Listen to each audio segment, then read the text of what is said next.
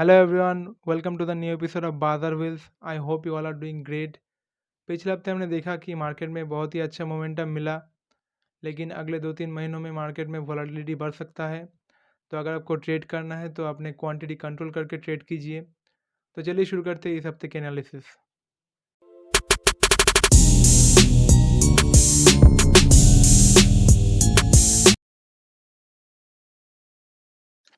Stocks के बारे में जानने से पहले हम थोड़ा इंडेक्स के बारे में जान लेते हैं। इंडेक्स में अभी क्या चल रहा है। हमें दिख रहा है कि इंडेक्स में निफ्टी में बड़ा सा ट्रेंड के बाद एक अच्छा सा करेक्शन हुआ, लगभग 10% का करेक्शन हुआ यहाँ पे। तो हम थोड़ा 1 घंटे के टाइम फ्रेम पर चले जाते हैं। 1 घंटे के टाइम फ्रेम पर हम जब जाते हैं तो यहाँ पे देख रहे हो कि यहाँ पे एक अच्छा सा डबल बॉटम पैटर्न तैयार हो रहा है। यहाँ पे दिख रहा है, देख रहे हो, ठीक है। तो यहाँ पे डबल बॉटम बनने के बाद लग रहा है कि ये ऊपर ही जाएगा। तो हम थोड़ा बैंक निफ्टी की तरफ चलते हैं। बैंक निफ्टी क्या बोल रहा है। बैंक निफ्टी में भी वही हाल है कि यहाँ पे अगर आप देखोगे कि यहाँ पे डबल या ट्रिपल बॉटम टाइप से बन रहा है, तो इसको भी आप ट्रिपल बॉटम कह सकते हो। लेकिन क्या है ना कि मेरा एक्सपीरियंस ये कहता है कि निफ्टी से बैंक निफ्टी शायद अच्छा परफॉर्म करेगा। यहाँ पे बैंक निफ्टी आप देखोगे कि लगभग 1 साल से बैंक निफ्टी एक जगह पर खड़ा है। तो लगभग ऐसा टाइप का जब पैटर्न बनता है, तो जब बहुत ही ज़्यादा करेक्शन हो चुका है एक इंडेक्स पे, तो और लगभग बहुत सारे स्टॉक्स खड़ा है फाइनेंशियल्स के, तो मुझे लग रहा है कि निफ्टी से बैंक निफ्टी ज़्यादा परफॉर्म करेगा क्योंकि निफ्टी बहुत ही अच्छा ट्रेंड पे था। तो इसलिए आप फाइनेंशियल स्टॉक्स में ध्यान रख सकते हो अगले 4-5 महीने करोगे। तो हाँ, अभी हम चलते स्टॉक्स की तरफ। थोड़ा स्टॉक्स के बारे में डिस्कस कर लेते हैं कि स्टॉक्स में क्या चल रहा है। अगले हफ्ते की स्विंग ट्रेड में हमारा पहला स्टॉक है भारत पेट्रोलियम कॉर्पोरेशन लिमिटेड। तो यहाँ पे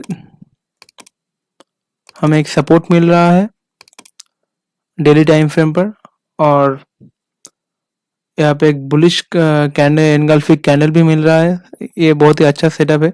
तो इस सेटअप के बाद हम 5 मिनट के कैंडल से 5 मिनट के टाइम फ्रेम पर चलते हैं, वहाँ पे क्या हो रहा है देखते हैं। तो 5 मिनट पे हमें दिख रहा है कि यहाँ पे एक बहुत ही अच्छा सा ट्रेंड लाइन सपोर्ट मिल रहा है, और यहाँ पे भी प्राइस एक्शन बहुत सपोर्ट कर रहा है। तो इस तरह का पैटर्न जब बनता है, हमें एंट्री लेना है इस ब्रेकआउट के बाद, और इस ब्रेकआउट के अंदर का स्टॉप लॉस लगाना है, और रिस्क रिवॉर्ड रेशियो हमारा बनेगा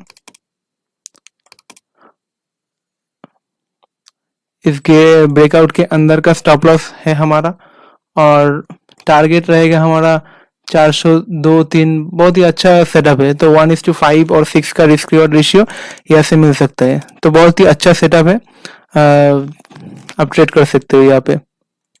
हमारा अगला कैंडल है डॉक्टर रेड्डीज लेबोरेटरीज। तो यहाँ पे भी हम डेली टाइम फ्रेम पर चलते हैं।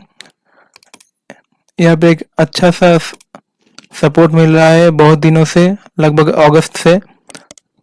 तो इस सपोर्ट के बाद देख रहे हो कि यहाँ पे एक हैमर टाइप कैंडल बना है। तो अभी हम चलते 5 मिनट के टाइम फ्रेम की तरफ।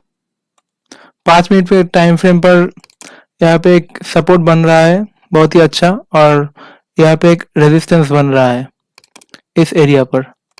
तो अगर यहाँ पे ट्रेड क्या बनेगा, यहाँ पे अगर 4618 क्रॉस करता है डॉक्टर रेड्डीज, तो उसके बाद आपका एंट्री बनेगा, और उसके बाद 4700 तक का टारगेट बन सकता है यहाँ पे, और रिस्क रिवॉर्ड रेशियो बहुत ही अच्छा रहेगा।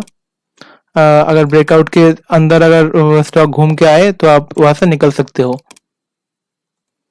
हमारा अगला कैंडल है श्रीराम ट्रांसपोर्ट। तो श्रीराम ट्रांसपोर्ट पे आप देख रहे हो कि फरवरी से बहुत ही अच्छा करेक्शन हो चुका है। उसके बाद एक बहुत ही अच्छा अप ट्रेंड था, उसके बाद करेक्शन हुआ, अब निकालने की कोशिश कर रहा है।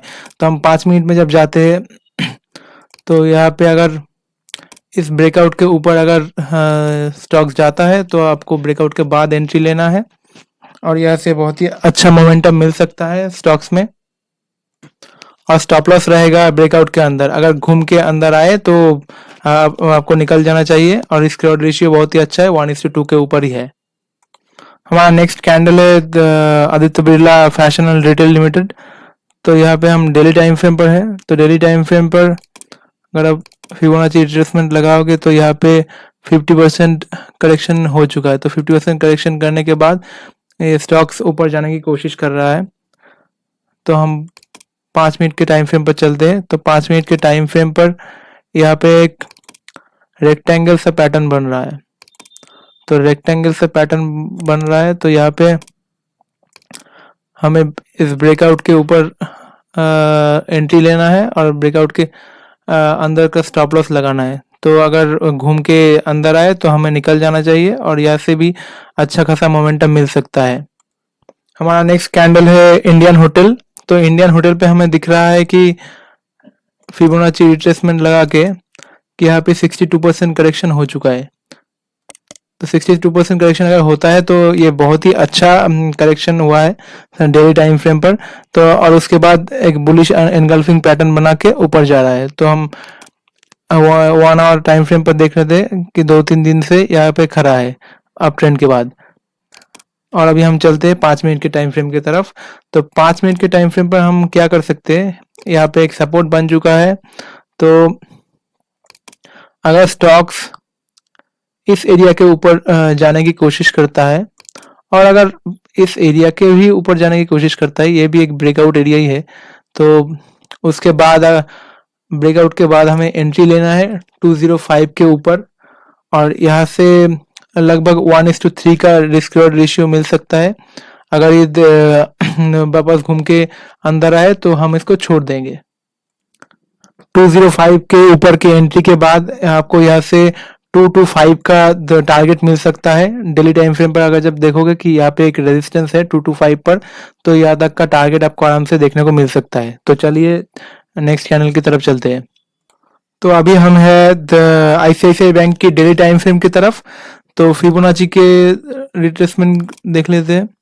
तो यहाँ पे हमें दिखा कि ऑलमोस्ट 50% करेक्शन हो चुका है फिबोनाची रिट्रेसमेंट और यहाँ पे एक बुलिश पैटर्न बन रहा है। तो अभी हम चलते 1 घंटे के टाइम फ्रेम की तरफ। तो 1 घंटे पे हमें दिख रहा है कि यहाँ पे एक बहुत ही अच्छा बुलिश मोमेंटम था। उसके बाद 2-3 दिन से स्टॉक खड़ा है। तो 1 घंटे के से हम 5 मिनट के टाइम फ्रेम की तरफ चलते हैं। 5 मिनट में क्या हो रहा है, तो 5 मिनट में हमें दिख रहा है कि यहाँ पे नीचे एक अच्छा सपोर्ट बन चुका है और ऊपर एक रेजिस्टेंस बन चुका है। तो यहाँ पे आप देखोगे कि 1 2 3 4 4 बार ये रिजेक्शन हो चुका है। तो अगर यहाँ से एक अच्छा सा ब्रेकआउट होता है तो यहाँ पे आपको बहुत ही अच्छा रिस्क रिवॉर्ड रेशियो मिल सकता है। यहाँ पे लगभग 775 to 780 का टारगेट आपको आराम से मिल सकता है और रिस्क रिवॉर्ड रेशियो भी बहुत ही अच्छा बनेगा, ऑलमोस्ट 1:3 तो बनेगा ही। तो उसके बाद हम चलते हैं हमारे नेक्स्ट कैंडल की तरफ। अगला कैंडल है मारुति सुजुकी इंडिया। तो मारुति सुजुकी में डेली टाइम फ्रेम पे हमें दिख रहा है कि एक बहुत ही अच्छा बुलिश मोमेंटम बन रहा है। 1 घंटे पे कंसोलिडेट कर रहा है 2-3 दिनों से। तो हम यहाँ पे 5 मिनट के टाइम फ्रेम पर क्या कर सकते हैं, इस रेजिस्टेंस के ऊपर हम एक लाइन देंगे। तो उसके इस लाइन के ऊपर हम बाई करेंगे 7461 के ऊपर 7461 और हमारा टारगेट रहेगा इस लाइन के ऊपर 7700 का 7700 का टारगेट रहेगा इस लाइन तक। अगर ये स्टॉक ब्रेकआउट के अंदर घूम के चला आता है तो हम इसको स्टॉप लॉस में हम निकल जाएंगे। हमारा अगला कैंडल है टाटा मोटर्स। तो टाटा मोटर्स अगर इस लाइन के ऊपर अगर ब्रेकआउट होता है तो इसका पहला टारगेट रहेगा 514 और फाइनल टारगेट रहेगा 530 तक। अगर ये ब्रेकआउट के बाद अगर घूम के अंदर आता है तो हम स्टॉप लॉस में निकल जाएंगे और रिस्क रिवॉर्ड रेशियो भी बहुत ही अच्छा है। तो यहाँ पे हमने जो भी स्टॉक आज डिस्कस किया वो कोई श्योर शॉट कॉल नहीं है। हम भी गलत निकलते हैं, हम सिर्फ एनालिसिस करते हैं।